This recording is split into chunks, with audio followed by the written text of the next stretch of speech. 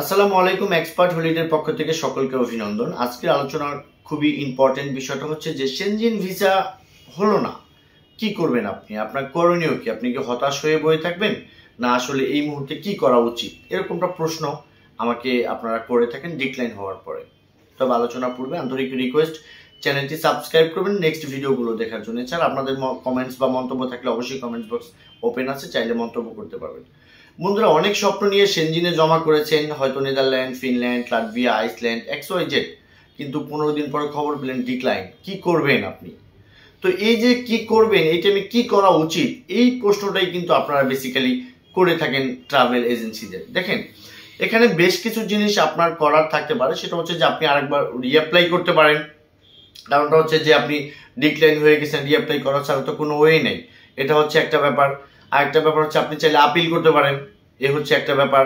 আরেকটা বিষয় হচ্ছে যে আপনি চাইলে ওয়েট করে অ্যাপ্লাই করতে পারেন, এটা হচ্ছে একটা ব্যাপার। অথবা আপনি অন্য কোনো দেশ ভিজিট করে আবার অ্যাপ্লাই করতে পারেন, এটা হচ্ছে একটা বিষয়। তো কোন বিষয়টা আপনার সাথে যায়? এখন এখানে ম্যান বাই ম্যান ব্যাপারটা ভ্যারি করে যে আপনার কি করা উচিত। এখন আপনি ধরেন একটা মিটিং পারপাসে যেতে চাচ্ছেন আপনি নেদারল্যান্ড, এখন মিটিং আছে ধরেন আগামী মাসের 10 তারিখে মিটিং। এখন আপনি ডিক্লাইন দিচ্ছেন, সো আবার তো আপনাকে অ্যাপিল অথবা রিঅ্যাপ্লাই করতে হবে, এর বাইরে কিন্তু আপনার কাছে কোনো অপশন নেই, এটা ভিন্ন ব্যাপার।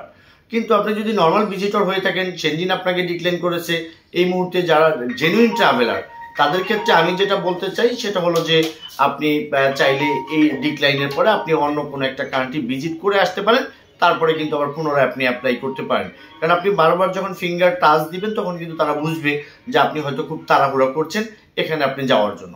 তো যাই হোক বন্ধুরা, আর যাদের কাছে কোনো অপশন নাই, যেতেই হবে, আপনার বিকল্প কোনো দেশে আপনি যাবেনই না, আপনার ইনটেনশন ঠিক ওখানে থেকে যাবেন, তাহলে যেটা করবেন সেটা হচ্ছে যেই কারণে আপনাকে ডিক্লাইন করেছিল ওই জিনিসগুলোকে খুব সুন্দরভাবে আইডেন্টিফাই করবেন যে আসলে কি আপনার ডকুমেন্টস বিজনেসটা ভালো লাগেনি, না আপনার ফাইন্যান্সিয়াল সমস্যা ছিল, না টিন ট্যাক্সে অসুবিধা, না টাইগুলো স্ট্রং ছিল না, এগুলোর উপরে কাজ করে কিন্তু আবার রিঅ্যাপ্লাই অথবা রিঅ্যাপ্লাইটা করা যায়।